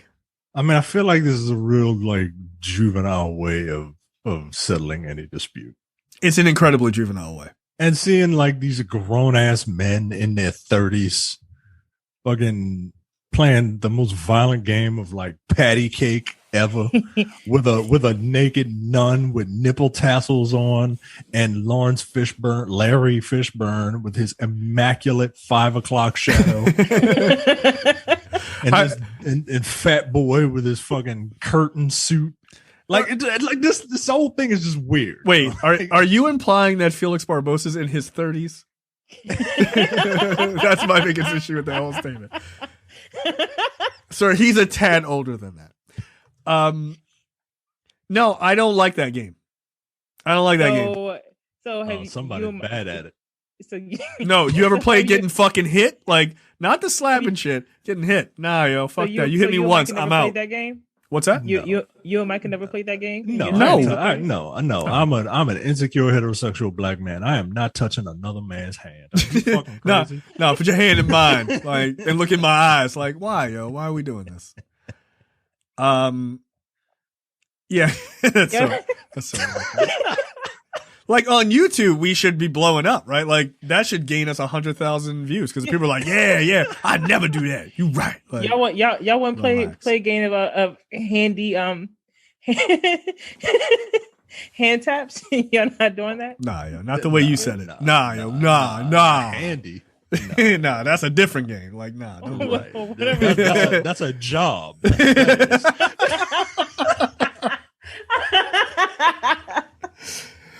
Oh man. No, I'm not playing this game. This is a terrible idea. And then at one point Barbosa's like, oh yeah, we're gonna play to 4, right? Whoever gets the first 4 hits. And the last one, he hits him 3 times and he's like, all right, that's enough. All right, everybody's like, all right. This shit's going too far. And David's like, David's like, no, keep going. No, we said the 4, even though he's wincing. And he misses again. Bleeding. Yeah, he's fucking bleeding. Absolutely. Barbosa punches his hand at one point. I was like, your hands are like this. Bam. That's that wouldn't hold properly, but okay. Either way, no. Fuck that. David goes home to his wife, who to me looks like a very much a great value Meryl Streep. And I don't care for her. She didn't seem very smart. And basically David has the revelation, they don't respect me. They're gonna respect me. Oh, they're gonna fucking respect me. I'm gonna get my cake and eat it too. And this is his hardcore change going the other way. Which is kind of fun to see. Yep. Then we see Barbosa talking to Detective Taft's partner, who you find out is actually corrupt.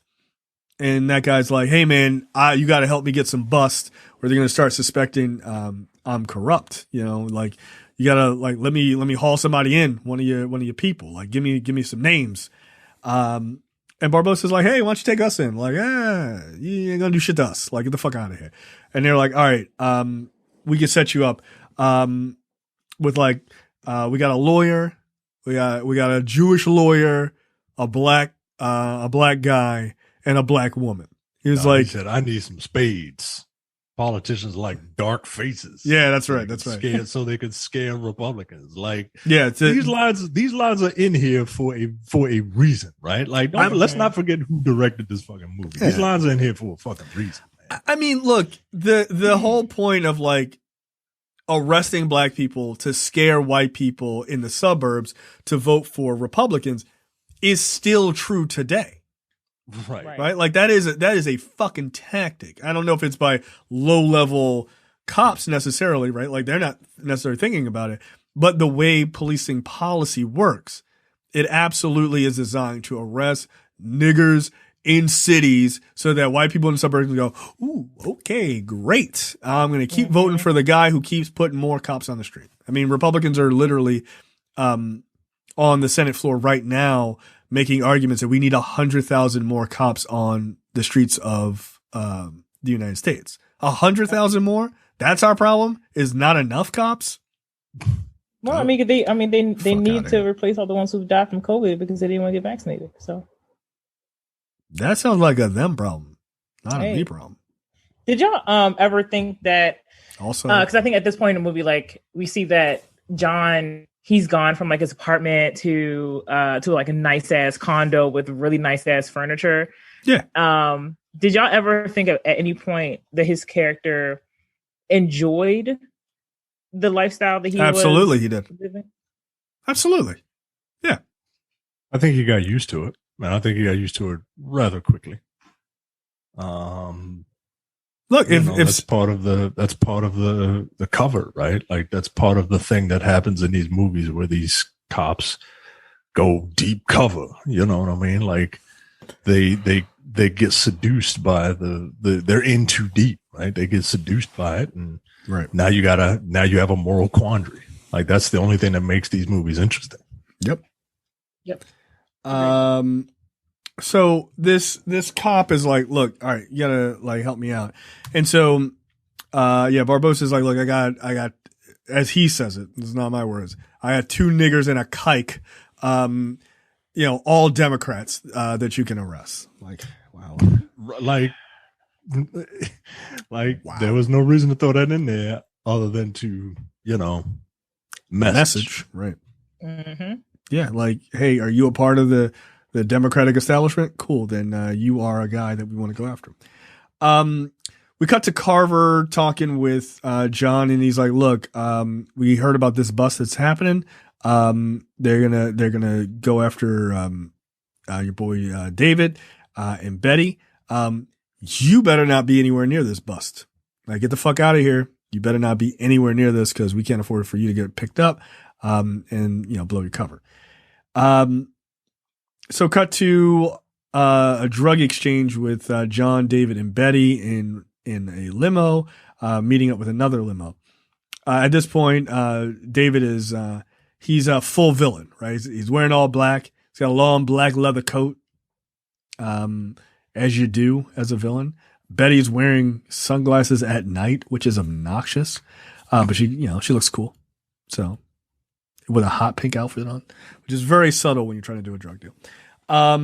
They meet up with Barbossa and his people to make the deal. Look, there's nothing more obvious and shady than 2 limousines pulling up in an empty parking lot at like 2 a.m. in front of each other. Like, I'm pretty sure there's a drug deal going on.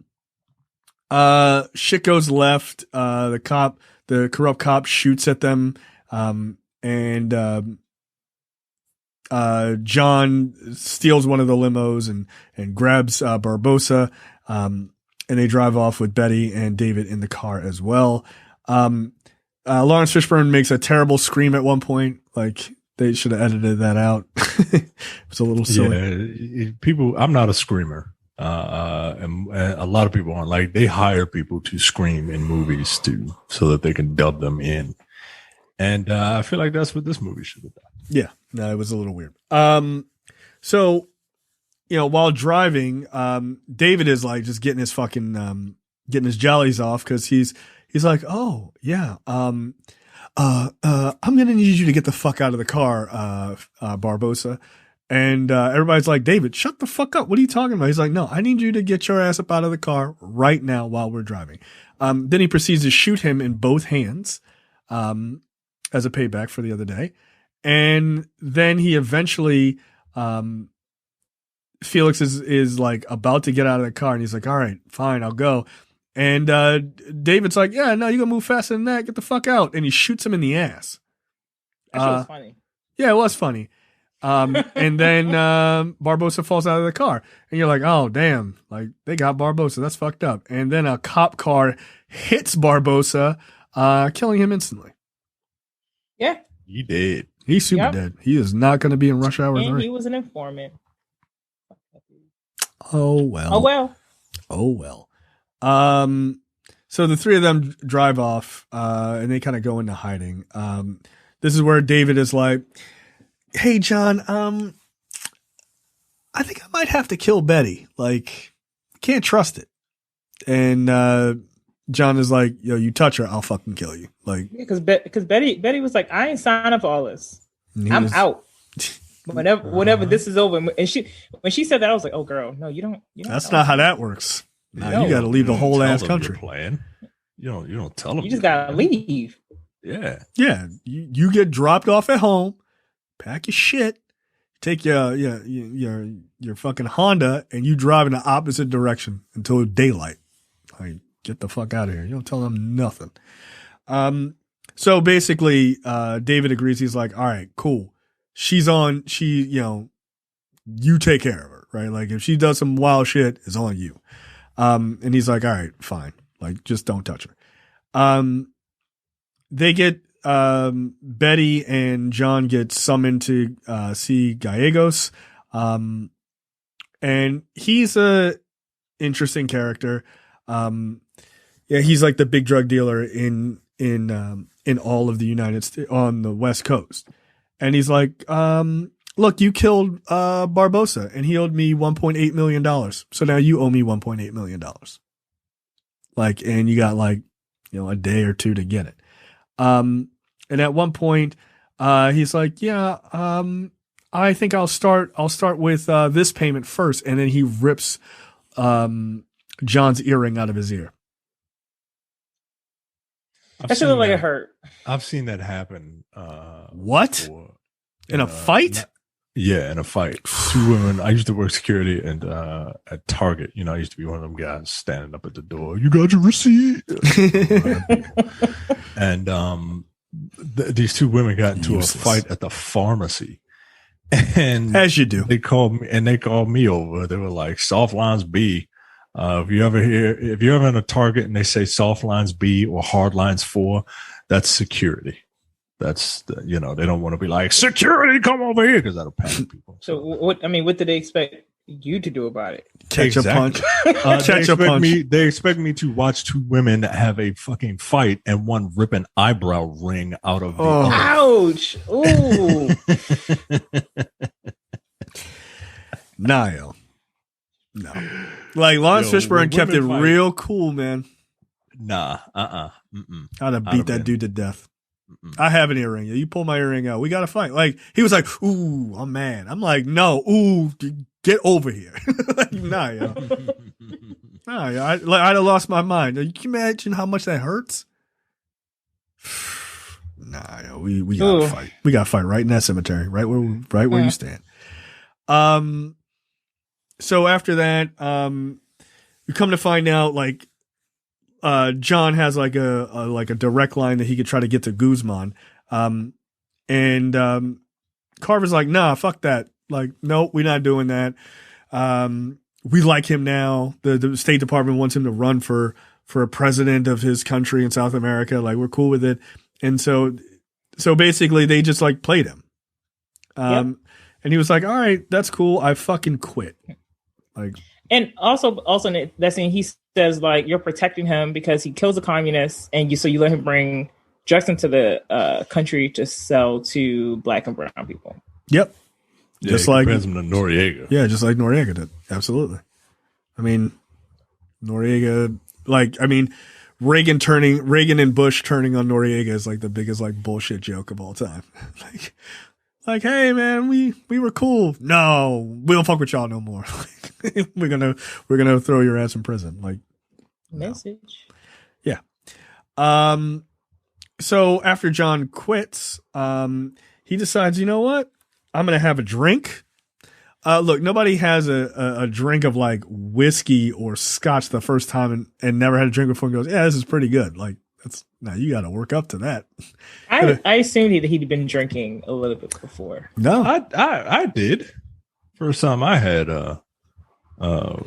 whiskey, it was with a lot of orange juice and a lot of honey, but no, and it was heated up. So yeah, you can't have a hot toddy and compare that to what it's like to drink straight whiskey. Yeah, man. You know, it tastes like orange juice to me. I don't know. Yeah, no, that's not how it tastes. No, No, you gotta. Most of us who are adults and drink whiskey Luscious? do not have. I'm not lush. Yeah, that's something a lush would say. I mean, probably. I'm gonna fight Micah. Micah doesn't drink. When you drink whiskey for the first time, it is not like, oh, this is so good. No, you'd be like, this shit is trying to kill me. Yeah. What does it taste like? You'd be just clutching your chest, so it makes your chest all hot. So it burns. I mean, burn going in than burn going out. So it does. So this doesn't seem like it tastes good. Why do you drink it?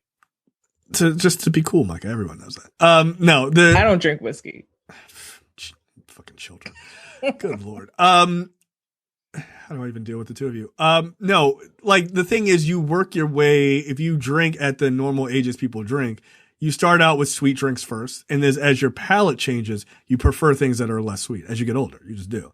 And also, whiskey and scotch and things like that are more complicated flavors. It's like eating fruit roll-ups your whole life and then having a steak. That's the difference. That's the best way I can describe it. Somewhere JTD is listening to this and just screaming. No, but he's probably would agree with me. Like a Smirnoff Ice compared to a scotch is like a fruit roll-up compared to a steak. I mean, it's like going from what was the cheap tequila I had? Not Jose Cuervo. Juan something. Oh, they just picked a Mexican name. Yeah, I used to buy the bottom of the bottom tequila, and then going up to like, something that's mid level like 1800, where it goes down a lot smoother. Yeah. You ever have proper number 12?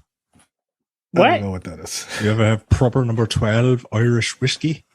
No. That's Conor McGregor's whiskey.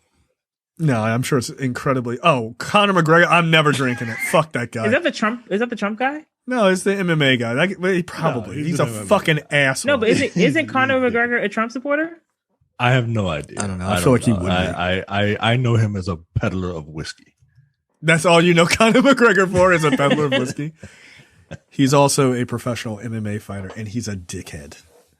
No, I would never drink anything he owns. Fuck that guy. Like, he's an asshole. Yeah, he's a Trump supporter. Okay. That makes sense. What about the Michael Imperioli whiskey? I thought he had vodka. I thought his was a tequila. Or tequila. It's all the fucking same, dude. No, it really isn't. All the same. It's not the same. Yeah, that's what she's talking about. That's like a Jose Cuervo or some shit, right? Isn't Michael Imperioli's like Jose Cuervo 1800 or some shit like that? I like 1800. The Rock has tequila brand. Yeah, isn't his like Temecula or some shit? I think it is actually. Yeah, I think it is. Yeah, meet me in Temecula. You can also try the Outlander whiskey. No. Scottish whiskey. No. You guys. They never have any of these cheap whiskeys on those private islands that I go to. They never would. Can you imagine? No, just drink real things. Get out of here with your fucking fruit, your fruit juice. Tiara drinking out of a juice box, talking about his alcohol. No. Hey. No. See, I was drinking something out of some shit that you would see on a desert island. Like you put a note in that shit and you fucking throw it. And hope that somebody finds you. It's just wine. Yeah, that was a It's just big a ass cheap- bottle. That's like it's a the cheap bottle they bottle. have at like the macaroni grill, where it's like you gotta fucking hoist the shit up. It's a cheap bottle of wine that I needed to have today. That's it. Wait, did you drink that whole bottle today? No, I can kill a bottle though. Oh, Not that I've big, definitely but drank I an can- entire bottle of wine in one sitting. Absolutely. Yeah, sometimes By yourself, not with like No, by myself. another person. Yeah, Yeah, by myself. Yeah. Okay, well, all right. Like I said, lush. No, it's like 6 glasses of wine. That I feels mean- like a lot. I mean, it can be. Like just so people know where they're talking. Look at this ghetto bottle. Look at this thing. Look at that big ass bottle, like Look at a that barefoot. fucking thing. It's gone. It's I had it for a it's while. How many liters is it? 1.5. That's Micah. Just for quick maths. That is equivalent to 2 full bottles of wine. Yeah. Yo, It took me- that's almost like a 2-liter bottle of Sprite, yo. Like you killed a 2-liter bottle of wine. Not all at once, nigga. How many days? It's been here for quite a while. What's quite Yeah, a while? but- Three- yeah, What's quite a while? 3 Saturday. months, 3 months. Saturday. It took me 3 months I mean, look, to it's drink fine. this. It might have been there for a while, but when did you open it? A little while ago. Saturday. All right, a little while ago. All right, you know what a little while ago was? Yesterday. 3 months ago, as Jay signaled earlier. 3 months ago. Nah, it wasn't. I did not say months. Hours. Look at you. So after he quits, right? He's like, look, fuck this. I'm out, right? He's like, I'm gonna have a drink. Shit's pretty good. Which is not the experience you would really have. And then he's like, you know what? I'm gonna go ahead and just do cocaine. Nigga, that's a leap. That's a serious leap. He was like, hey man, haven't had cocaine before. I guess I'll try that. I have done some drugs. I have cocaine? never done cocaine. No. Okay. I've done the hard ones. Weed and coffee or caffeine. That's it. I don't do drugs. Nope. Yeah, I wouldn't know. I don't. Yeah, do that. weed and caffeine. That's all I've ever done. I'm not an addict. I mean, Laurence Fishburne's not an addict. I don't think. Are you an addict the first time? Like, it don't count, right? First time you do cocaine, it don't count, right? That's what you can tell your lawyer. How would you know? That's what for him. I've never done cocaine. I mean, I feel like it. No, I think thank you. it counts, right? Nah, I don't count. Like, he good. Look, he seems totally reasonable in the next scene. How much we owe? Huh? I'm just saying. You can do drugs and you can own my pillow, right? That guy was a crack addict. He was. I think he might still be on it. Just saying, you could be quite successful, guys. Yeah. So he goes to see David, and he's fucked up, and everybody notices, and he's like, "Dude, what the fuck is going on with you?"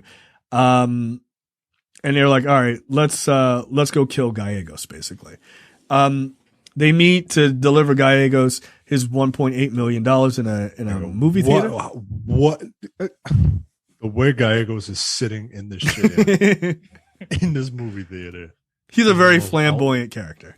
This is as a person who loves going to movies, I am offended at the way he is sitting in this chair. He's socially I don't care distanced from how- everybody. I don't care how many or few people are in this thing. You ain't home. And even if you're home, don't sit like that, yo. Don't sit like that. It doesn't Like, look it's just comfortable. weird. Right. That's my thing. It doesn't look comfortable at all. It looks like he's trying to break his neck while elevating his feet in just like the weirdest position. It screams, look at me. Yeah. I mean, And it's just him and like his bodyguards. right. This is like a press screening that we go to now. There's nobody there. It's I'm going to great. sit Yeah. like that next time. Next time we go to press screening, I'm gonna sit like that, and you're gonna be like, "Yo, this is all right. You were right. This is fucking weird." No, I'm not going to sit next to you. You start doing it, I'll get up.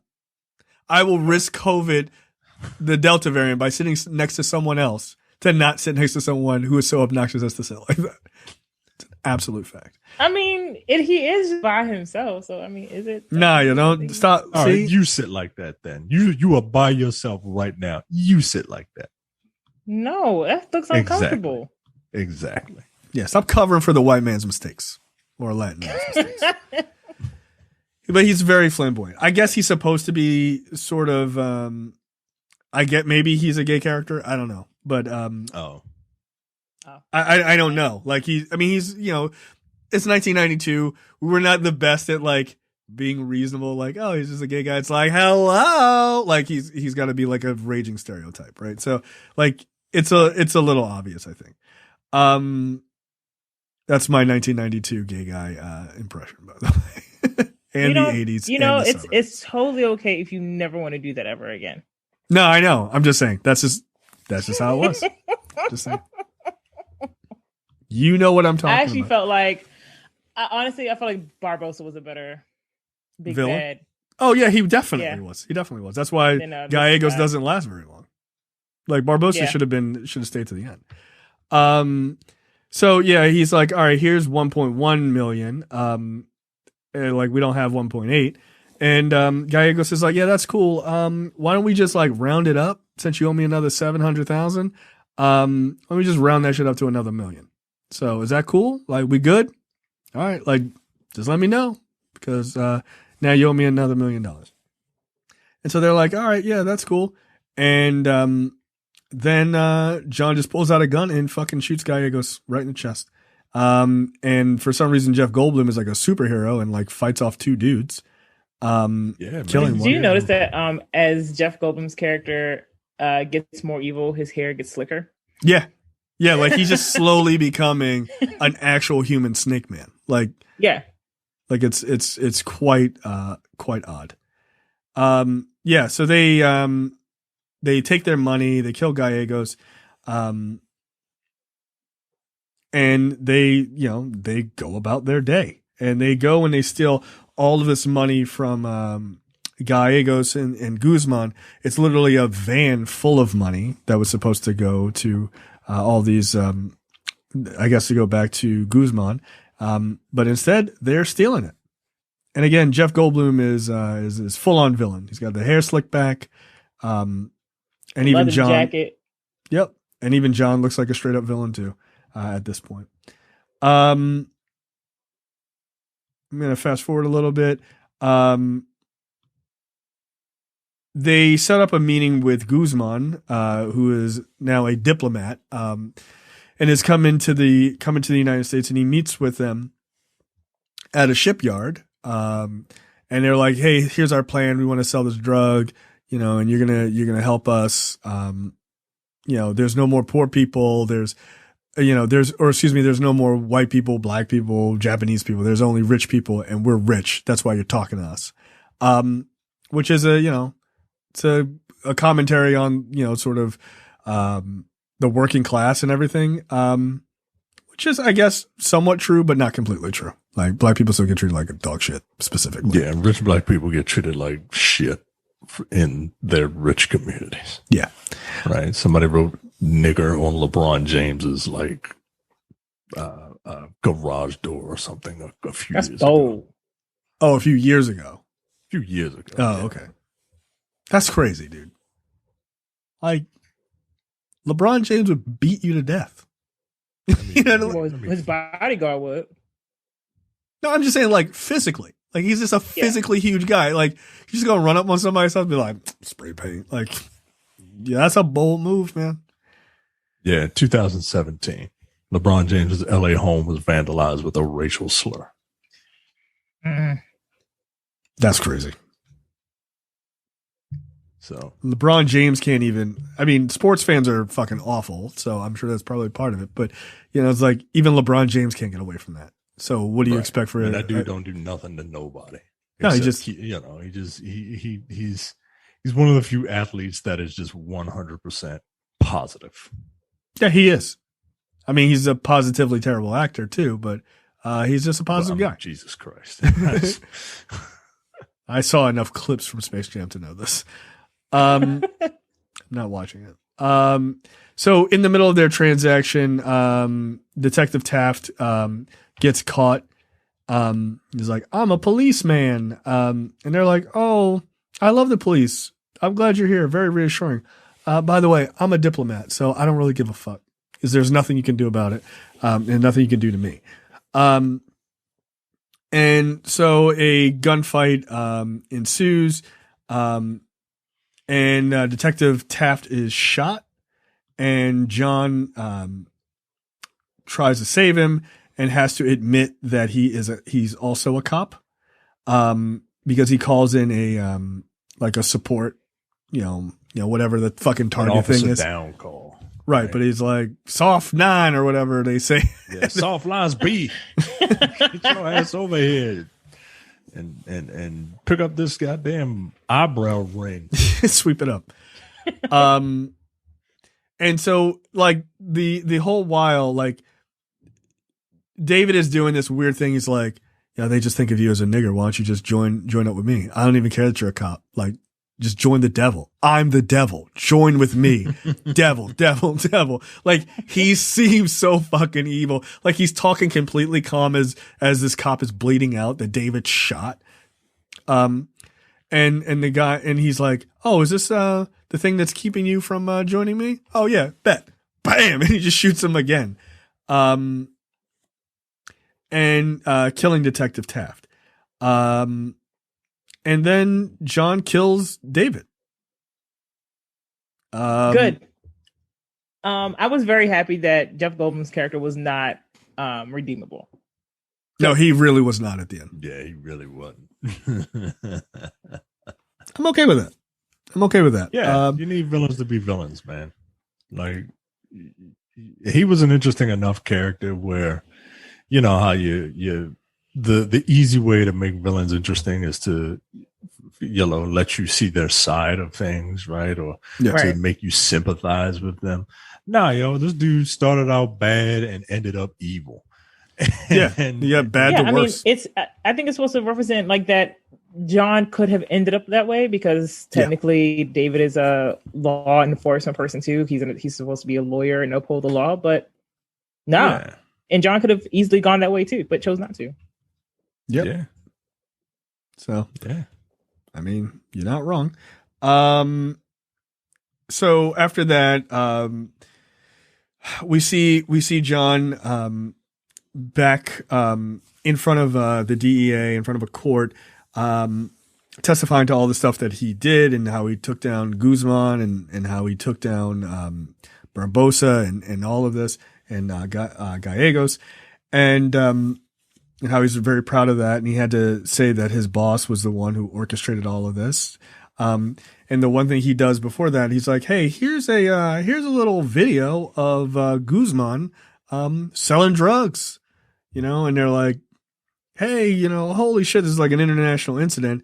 And Carver is like, I told you not to badmouth the DEA. And he's like, I never badmouthed the DEA. I just fucking dimed out your boy and like fucked his career. So Laurence Fishburne wins in the end, and he gets to walk away with his fine ass girlfriend.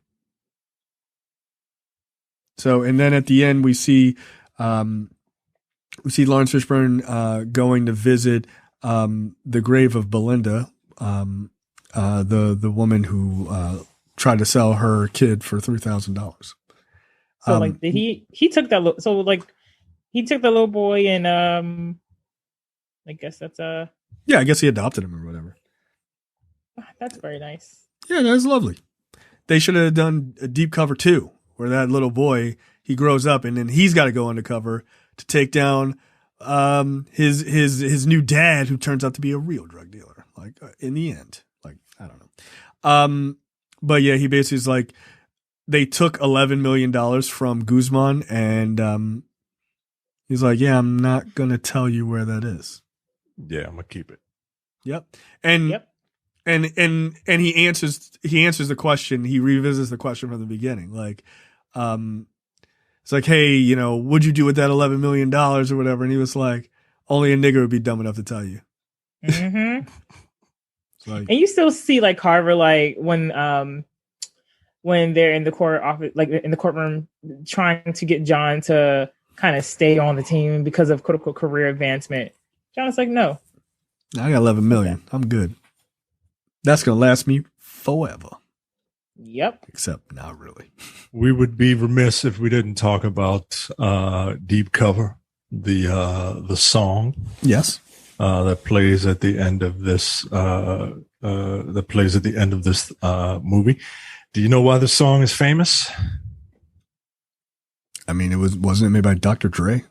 Yes, but that's not necessarily why it was famous. It's famous because this is the first ever song that Snoop Dogg was released on. Oh. The first official appearance of Snoop Doggy Dogg. Interesting. Well, that's a pretty good first appearance. I did not know that. So this, like everybody says that, you know, this soundtrack is awesome. I've only heard the first song. I've only heard Deep Cover. Right. And I like the score of this. I shouldn't say I like the soundtrack because I haven't listened to the soundtrack, but I like the score of the movie. Yeah, this is a pretty good crime film. So any other parting thoughts? I'm looking for trivia. Nothing interesting.